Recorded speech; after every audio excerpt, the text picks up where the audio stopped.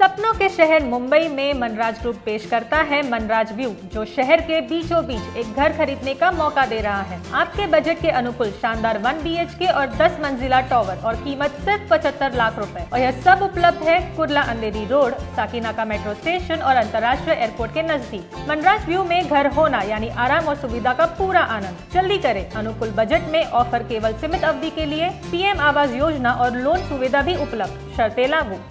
DRV news में आप सभी का स्वागत है। मैं हूं सैयद सलमान और आज हमारे साथ एक ऐसे अतिथि हैं जब पिछली बार आए थे तो उनके पास उनके कंधों पर कुछ जिम्मेदारी थी, वो संगठनात्मक जिम्मेदारी थी। अब उनके पास एक संवैधानिक जिम्मेदारी आ गई है।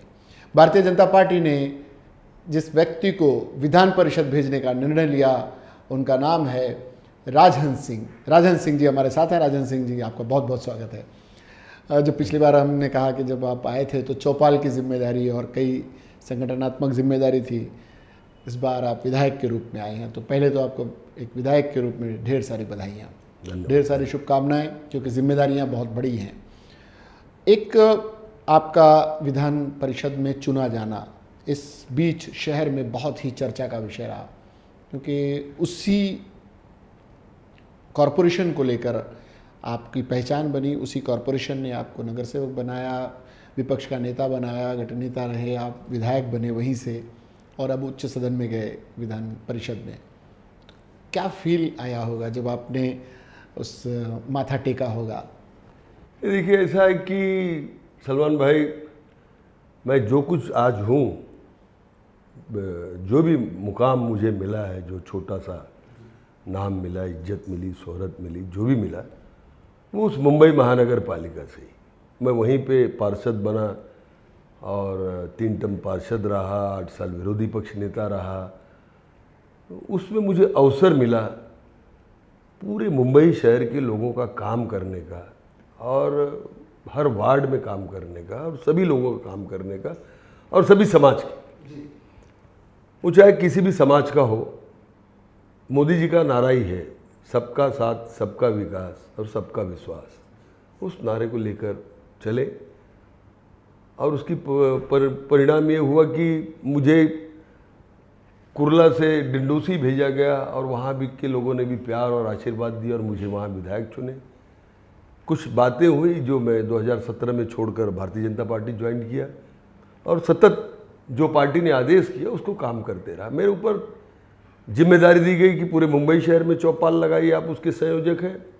हमने उत्तर भारतीय मोर्चा के साथ सभी लोगों के साथ मिलकर आज 700 चौपाल हमने कर लिया है और मुझे विश्वास है कि चुनाव के पहले हम 1000 चौपाल के पार चले जाएंगे। ये उत्तर भारतीयों को लेकर एक नया ट्रेंड चला, जैसे बीच में कि उत्तर भारतीय मात्र पहले तो मतदाता थे, बाद में एक लगने लगा कि ये वोट बैंक जैसे हैं। वोट बैंक की राजनीति को एक दरकिनार किया जाए। उत्तर भारतीयों की अपनी समस्याएं भी हैं, उन समस्याओं को हल करने के लिए बहुत सारे उत्तर भारतीय नेता इस शहर ने दिए। सभी दलों में तकरीबन हैं, अलग अलग दलों में, यहाँ तक कि शिवसेना तक में भी दिया मौका।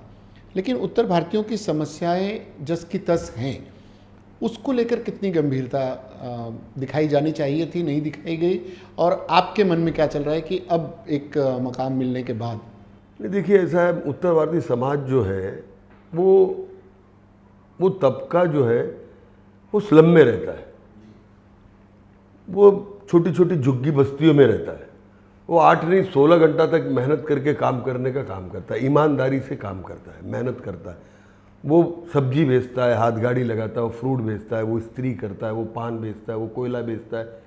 हर काम को, लिफ्टमैन भी उत्तर भारतीय होगा, टैक्सी चलाने वाला भी उत्तर भारतीय होगा, रिक्शा चलाने वाला भी उत्तर भारतीय होगा, सिक्योरिटी गार्ड भी उत्तर भारतीय होगा। तो हमारा समाज जो यहाँ पर है वो गरीब मेहनतकश समाज है। उनकी बहुत बड़ी बड़ी समस्याएं नहीं होती, एक छोटी छोटी समस्याएं, पानी नहीं आ रहा है, राशन कार्ड नहीं बन पाया, उनके गटर भरे हुए हैं, शौचालय बराबर नहीं है।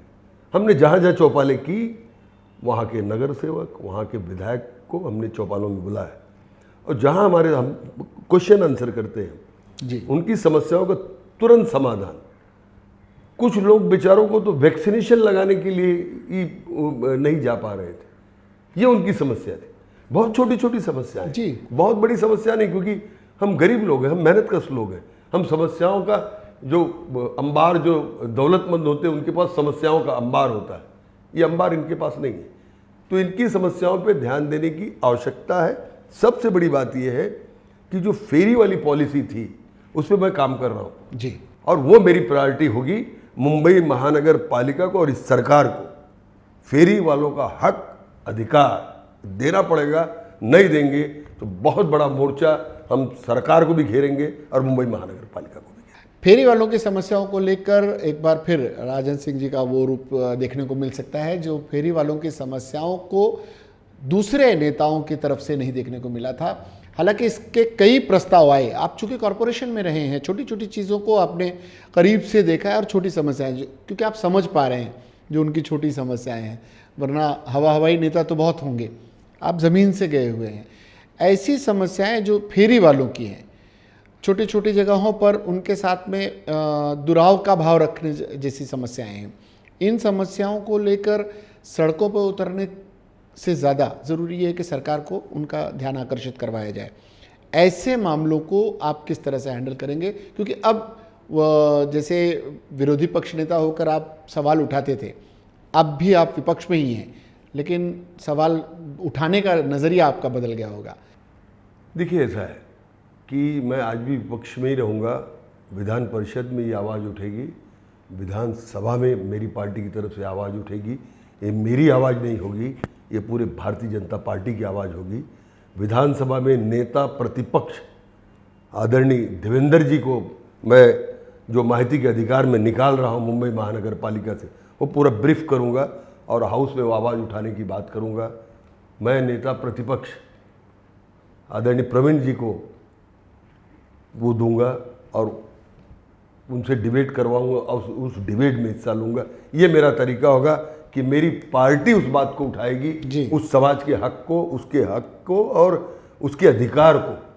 वो लड़ाई पार्टी की तरफ से लड़ेंगे। इंडिविजुअल उत्तर भारतीय बनकर लड़ेंगे तो ये लड़ाई हम नहीं जीत पाएंगे। तो जैसे अलग अलग दलों ने इससे पहले विधान परिषद में नगर सेवक की सीट से चुनकर अन्य नेताओं को भेजा, ये संभवतः पहली बार है जो एक नगर सेवक वहीं रहा हो और उन्हीं नगर सेवकों से चुनकर जा रहा हो, तो उसको बारीकियां भी पता होंगी उन महानगर पालिका की।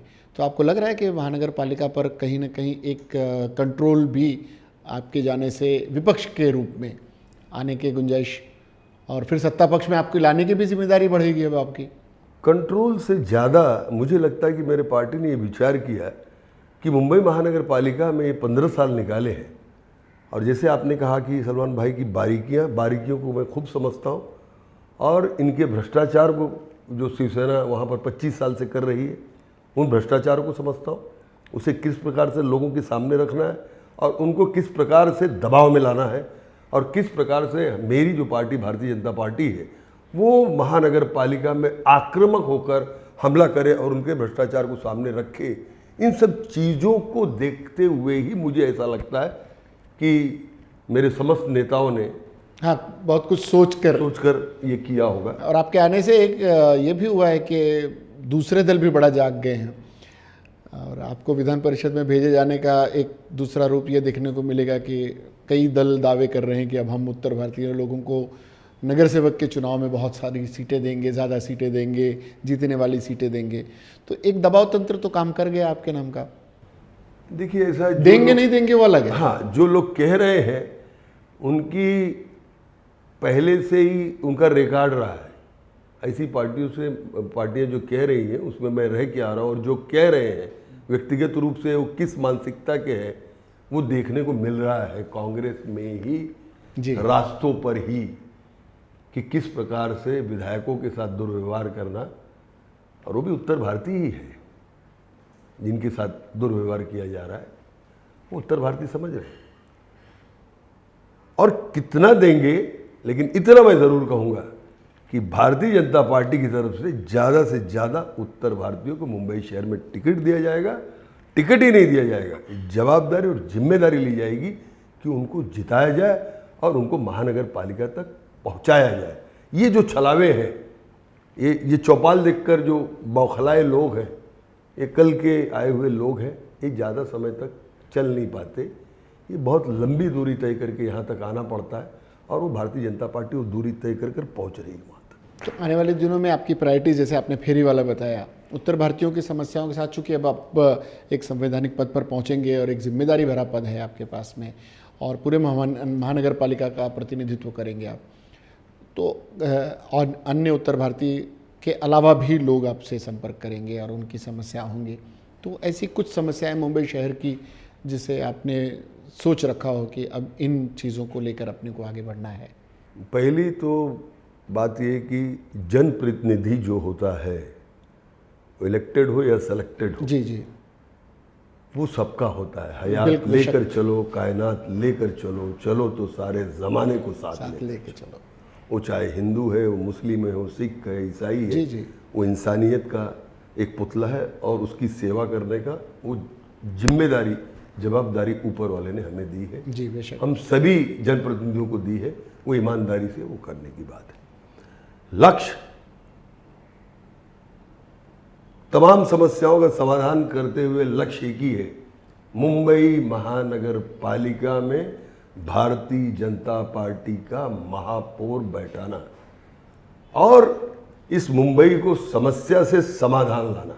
जी, जब तक मुंबई महानगर पालिका में भारतीय जनता पार्टी का महापौर नहीं बैठेगा, भारतीय जनता पार्टी की सत्ता नहीं आएगी, वहां पर कमल का परचम नहीं फहराएगा, तब तक इस शहर का उद्धार नहीं होगा। आपकी जानकारी के लिए 25 सालों में 11,000 करोड़ के रास्ते बने हैं। अगर मुंबई शहर के रास्ते सोने के भी बना दिए गए होते तो 11,000 करोड़ खर्च नहीं आता, लेकिन आज भी वही खड्डे हैं, वही डांबर की सड़कें टूटी हुई हैं, फुटपाथ टूटा हुआ है, गटर भरा हुआ है। अगर बारिश हुई तो ये पंपिंग सेट बन रहा है, वो पंपिंग सेट बन रहा है, स्टेशन बन रहा है, पंपिंग स्टेशन, और वही कोलीवाड़ा, वही किंग सर्कल भरा हुआ है जी, वही परेल भरा हुआ है, बेशक। वही कुरला भरा हुआ है, वही बांद्रा भरा हुआ है। मुख्यमंत्री जी के घर तक पानी मीठी नदी का चला आ रहा है। मुंबई महानगर पालिका में मुख्यमंत्री जी 25 साल से अपनी सत्ता वहाँ पे चला रहे। ये हाल है यहाँ का।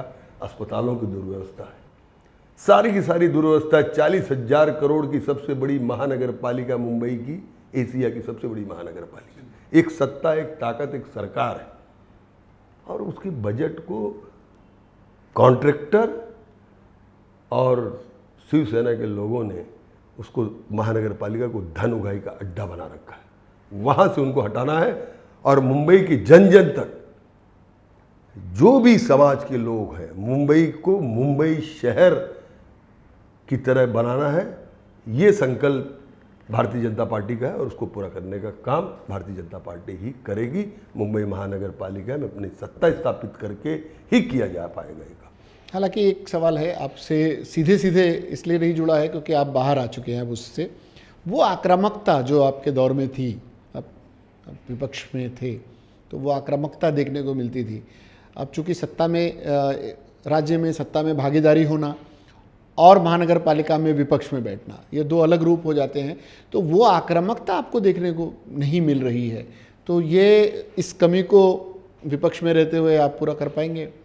क्योंकि वो आक्रामकता आप में रही है, हमने करीब से देखा है आपको। देखिए, सब वहाँ पर मिले जुले लोग हैं जी, भारतीय जनता पार्टी ही वहाँ पर विपक्ष में।